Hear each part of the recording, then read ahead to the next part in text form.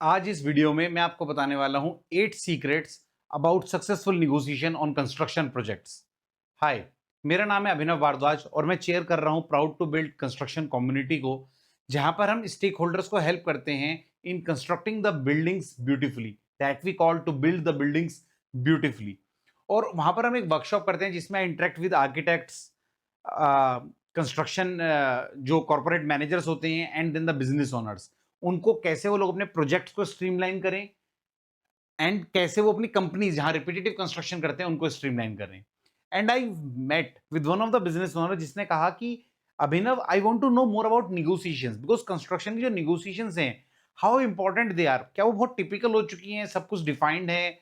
Like, I feel we need to talk about this in some of the lecture and I thought of creating this video। और मैं आज आपके साथ वे 8 secret share करने वाला हूं which I have shared with my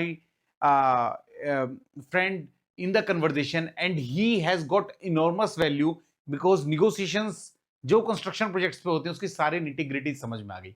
let's jump on to it and see all the 8 secrets one by one. सबसे पहले हम स्टार्ट करेंगे रियलिटी के साथ में। The first secret is to know the reality. Reality से मतलब क्या है कि निगोशिएशंस जब हम कर रहे हैं कंस्ट्रक्शन प्रोजेक्ट्स में, why they are, what happens there. जो हम निगोशिएशन स्टार्टिंग में करते हैं उससे पूरा प्रोजेक्ट कंप्लीट होता है and towards the and 30% of construction projects ends up in litigation, private और गवर्नमेंट दोनों मिलाकर के।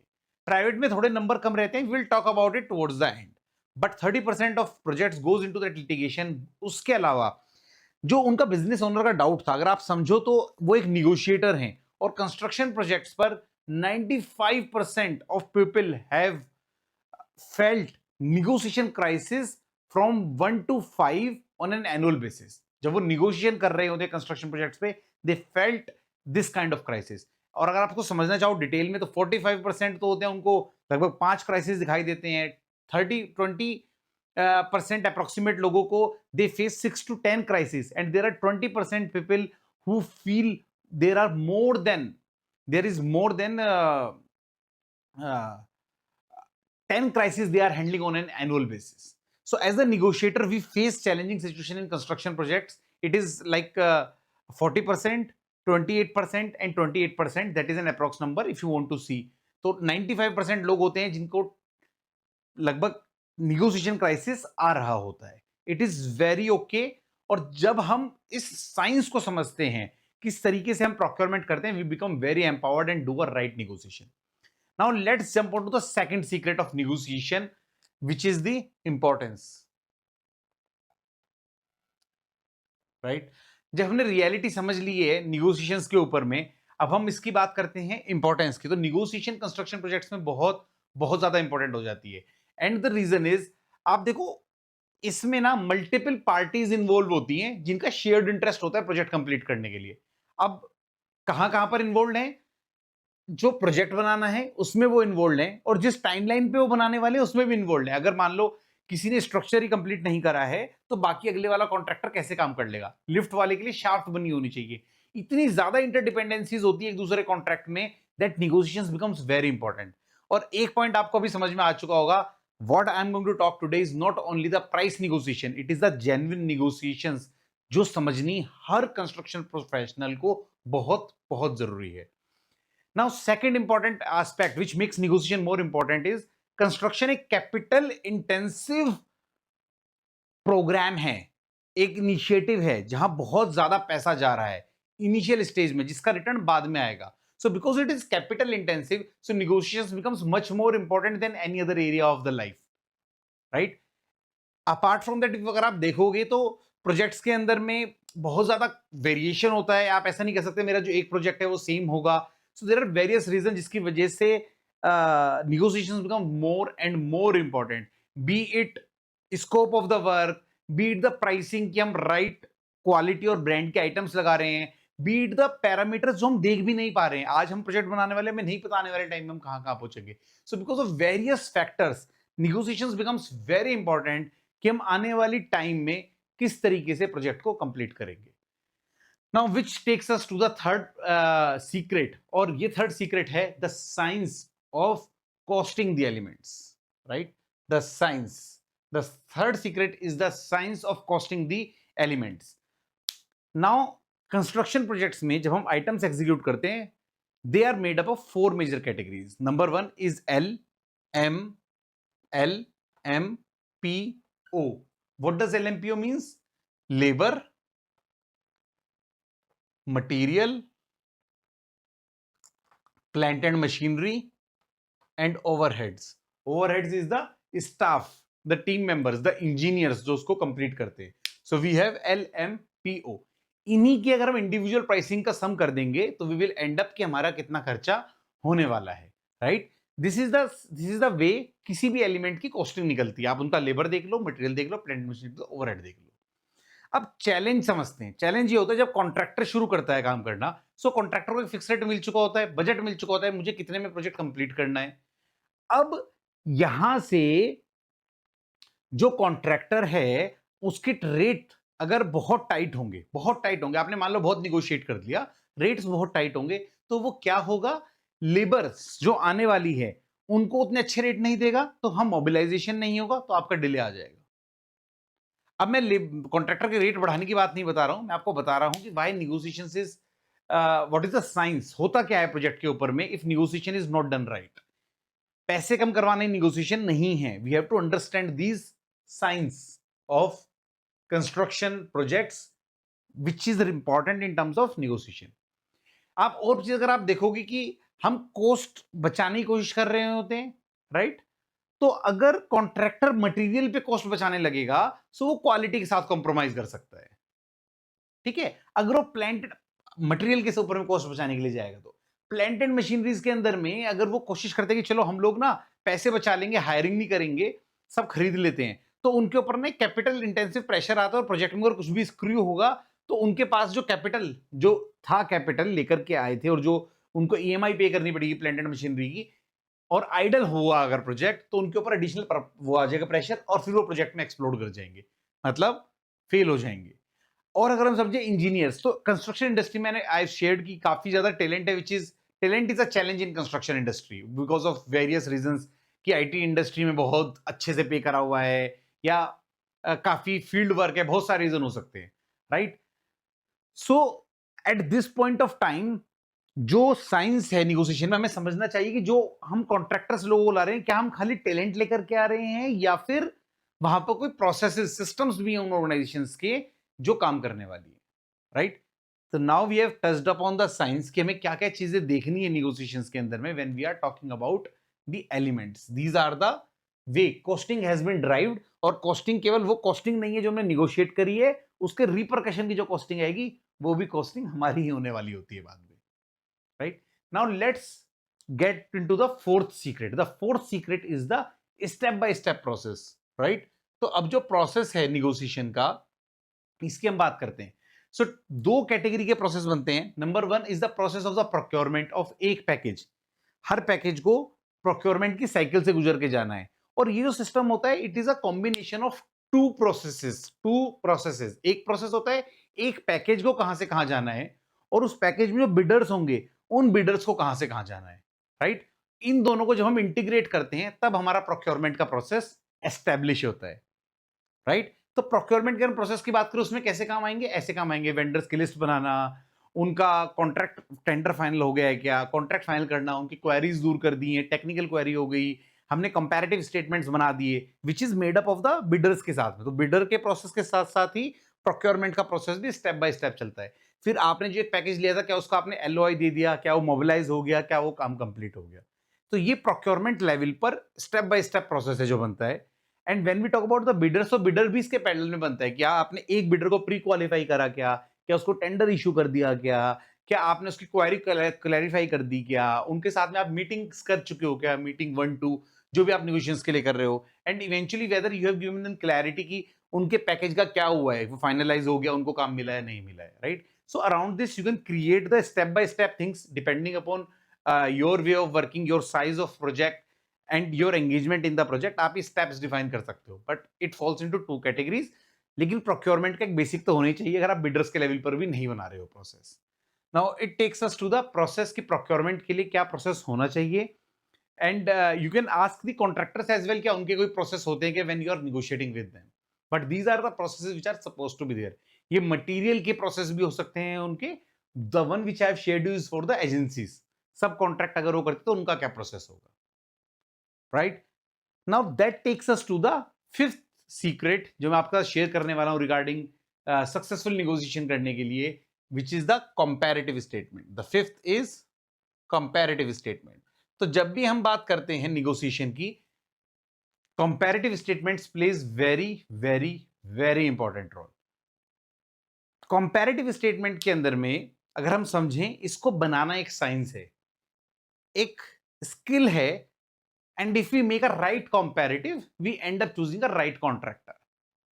अब कंपैरेटिव स्टेटमेंट बहुत सिंपल होता है, जिसमें अगर आप देखोगे तो you have agency A, B, C, और इनको हम निगोशिएट कर रहे होते हैं। यहां पर लिखा होता है क्वांटिटी, और यहां पर हर एजेंसी का हम रेट लिखेंगे और उनका अमाउंट आ जाएगा, नीचे में उसका टोटल होगा और फर्दर कुछ चीजें नीचे ब्रेकआउट में होंगी। That is a way comparative is prepared कि ए, बी, सी मेरी एजेंसीज कितना कितना अमाउंट मुझे कोट कर रही हैं, कितना मुझे कॉस्टिंग आने वाली है इन सब एजेंसीज के साथ में। This is the comparative statement. अब इसके अगर हम बिल्डिंग ब्लॉक्स की बात करें समझने के लिए, तो हमें देखना होता है कि सब लोग सेम आइटम्स की बात कर रहे हैं, अलग अलग आइटम्स की बात तो नहीं कर रहे हैं। जो हमारे सारे आइटम्स हैं उसके अंदर में हमने कुछ स्ट्रेटजीज यूज कर रहे हैं, पा रहे हैं क्या, जैसे कि हम लोग लोवेस्ट ऑफ लोवेस्ट की बात कर रहे हैं, या आइटम रेट एनालिसिस की बात कर रहे हैं। So that way we can create more clarity. The other way is, अगर हम इसको समझे कंपैरेटिव में, कुछ रोज हैं कुछ कॉलम्स हैं, तो कॉलम्स में डिफरेंट पार्टीज इन्वॉल्व हैं, रोज में भी आप ब्लॉक वाइज देखें तो ये ब्लॉक आइटम का ब्लॉक है, इसके नीचे आप टैक्स की इंप्लीकेशंस भी देख सकते हो, और ये भी लिख सकते हो कि कितना स्कोप मेरे स्कोप में, कस्टमर के स्कोप में है, और कितना कॉन्ट्रैक्टर के। ये बहुत इंपॉर्टेंट होता है जो मिसिंग होता है, राइट? इसके अलावा ये तो बस एक पैसों का कंपैरेटिव है, आप टर्म्स कंडीशन का भी स्कोप बना दो, कौन कितने क्रेडिट डेज का आपको टाइम दे रहा है, राइट? उनकी टर्म्स कंडीशन क्या है, क्या लेबर कॉलोनी मेरे स्कोप में है, उनके स्कोप में है, इस तरह की सारी चीजों को हम लोग देख सकते हैं। So we should think about item, net tax और the scope of the material. इसके अलावा जो मैंने आपको बताई conditions, I think I also give a complimentary 50 terms and conditions जिसके अगेंस्ट में आप निगोशिएट कर सकते हो in my proud to build community, absolutely free. So explore about it, you will get it, जहां पर cost, credit days, timeline of delivery, इन की टर्म्स पे एटलीस्ट कुछ ना कुछ आपको निगोशिएट या रिटर्न करना चाहिए when you are giving the work, right? So that takes us to the comparative. अब जब हम कंपैरेटिव बना लेते हैं, the last thing is the techniques. तो मैंने आपको बताया था साइंस, हम प्रोसेस पढ़ चुके हैं, कंपैरेटिव समझ चुके हैं। Now let's move on to the sixth point, that is the negotiation techniques, right? अब अगर हम टेक्निक्स की बात करें, ये बहुत ही इंटरेस्टिंग टॉपिक है, बिकॉज इसी की वजह से we end up having the litigation towards the end. जो मैं आपको बता रहा हूँ 30% ऑफ प्रोजेक्ट्स में हम ये सिचुएशन फेस कर रहे होते हैं। और ये जो डिस्प्यूट्स है ना, अगर आप देखोगे तो 95% गवर्नमेंट कॉन्ट्रैक्ट्स में आते हैं, 5% प्राइवेट कॉन्ट्रैक्ट्स के अंदर में आते हैं। दीज पर as per the recent studies, you can search on the internet, you will find it. And उनमें से भी दोनों पार्टीज क्लेम कर सकती हैं, गवर्नमेंट पार्टीज मतलब बिजनेस जो प्रोजेक्ट के स्टेक होल्डर हैं वो भी, और कॉन्ट्रैक्टर्स भी। And you will find interesting numbers which I have shared in another video, किस तरीके से it happens, like so contractor और ओनर दोनों 50-50% केस में लिटिगेशन फाइल करते हैं, राइट? अब ये this becomes very important the way litigations are happening, but government में ज्यादा होते हैं, आप ये समझिए, प्राइवेट में थोड़े कम होते हैं। और जब ये केसेस होते हैं प्राइवेट गवर्नमेंट में, दोनों पार्टीज की तरफ से क्लेम्स फाइल किए जाते हैं। और सबसे इंपॉर्टेंट, जब प्रोजेक्ट कंप्लीट होता है तब जाके 75% ऑफ क्लेम फाइल होते हैं, और 25% of claim during the execution होते हैं। नाउ वी अंडरस्टैंड कि नेगोशिएशन की वजह से we end up lot of litigation, because हम स्टार्टिंग में सब रोजी रोजी पिक्चर सोच रहे होते हैं या एडवांटेज लेते हैं। We are not thinking win win, what we are thinking is कि बस पैसे पे निगोशिएशन कर लेते हैं, that is the only thing to negotiate, and which is the blunder. ठीक है, हमारे पास बहुत सारे फैक्टर होते हैं, टाइम डिले होता है, राइट? उनके ऊपर हमें डिस्कशन करना चाहिए, प्राइस के डिक्रीमेंट्स अगर होंगे आइटम में उनके बारे में सोचना चाहिए। एंड मतलब there is a typical scenario जो हम कर रहे होते हैं निगोशिएशंस को, तो हमें कैसे लोग बिहेव कर रहे होते हैं, जिसको मैनिपुलेटेड मैं बोलता हूं तरीके का, कि we think we should win and next person should lose, that is the thing that we create. क्योंकि जो प्रोजेक्ट के रिस्क होते हैं ना, उन पे हम डिस्कशन नहीं करना चाह रहे होते, बस पैसे पे हमें कोट दे दो जिस पे हम बात करेंगे।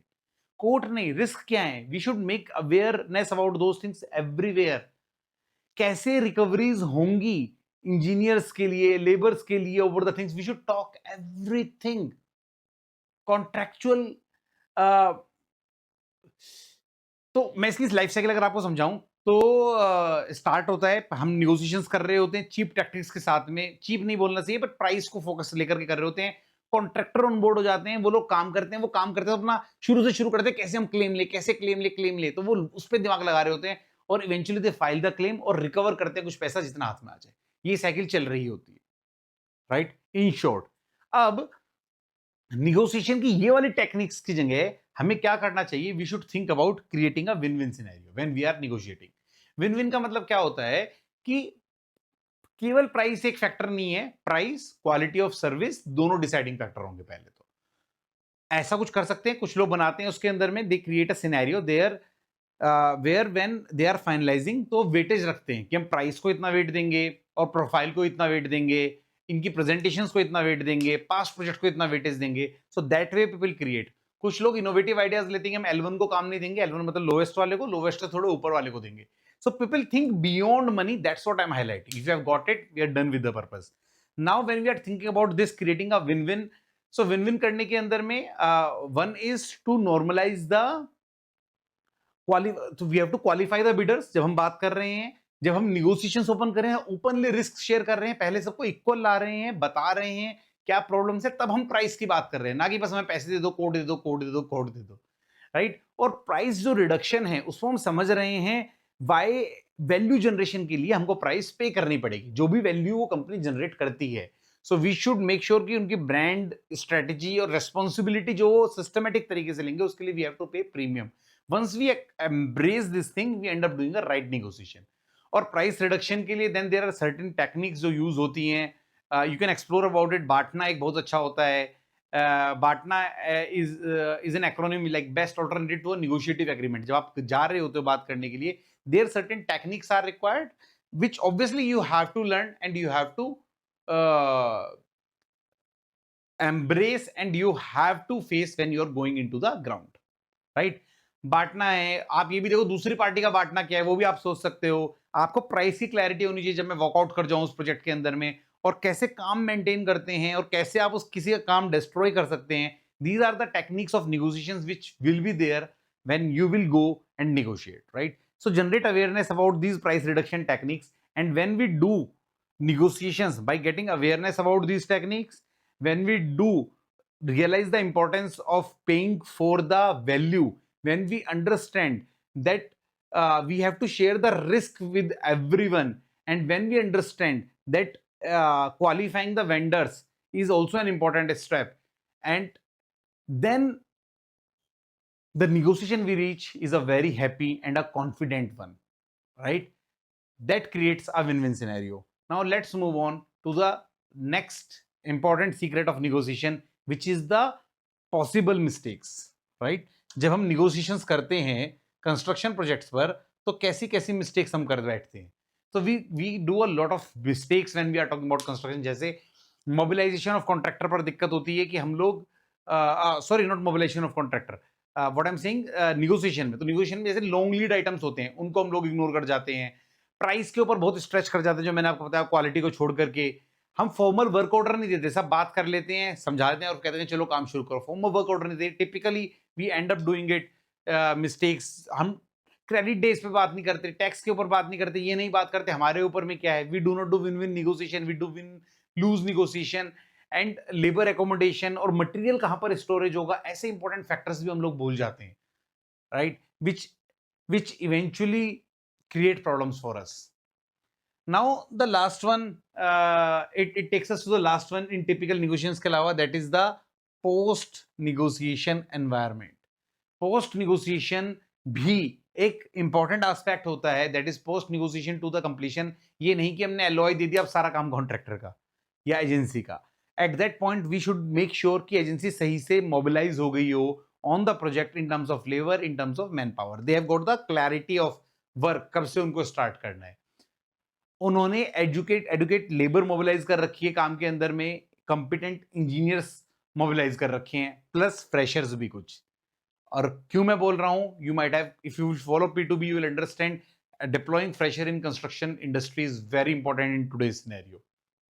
नेक्स्ट होता है मटेरियल की इन्वेंट्री को मैनेजमेंट करने के लिए वो कैसे करने वाले हैं, कैसे टेस्टिंग होने वाली है चीजों की, उनका मोबिलाइजेशन एडवांस, मटेरियल एडवांस, ये सब चीजें प्रोसेस हो गई है क्या, वर्क फ्रंट अवेलेबल है कि जहां पर वो काम करने वाले हैं। And once you have closed these things, then you see वो इन इन पैरामीटर्स पर एजेंसी मॉनिटर होती चली जाए, and that is the post negotiation work which should be happening consistently. Apart from that, अगर टाइम ड्यूरेशन खत्म हो गई तो एक्सटेंशन ऑफ वर्क के बारे में बात करें, किसकी responsibility at that point of time, and take up a call, because time चला गया तो चला गया, let's define the responsibility and move ahead over it. And last, जब प्रोजेक्ट कंप्लीट होता है, देन द फाइनल सबमिशंस क्या होने वाले हैं, that should also be included in the negotiations. So post negotiation जो काम होने वाला है, उनमें इन सब फैक्टर्स के ऊपर में कंसिडर करके when we do the negotiation, we end up doing the right negotiation. Today I have told you 8 secrets. The number one is the reality of construction negotiations, जहां पर हमने बात करी किस तरह का सिनेरियो है हमारे सामने, where we end up having certain cases, how many challenges negotiators are facing, that is a reality, कि उनको कहाँ से वो इक्विपमेंट मिले, कहाँ से वो लोग निगोशिएट करें, they face the challenges. Then we talked about the importance, negotiation important क्यों है, कैपिटल इंटेंसिव है, बहुत बड़ा प्रोजेक्ट हम कर रहे होते हैं, इंटरडिपेंडेंट है, बहुत कॉन्ट्रैक्टर्स टाइम कॉस्ट और काफी फैक्टर्स की वजह से इंटीग्रेट कर रहे होते हैं।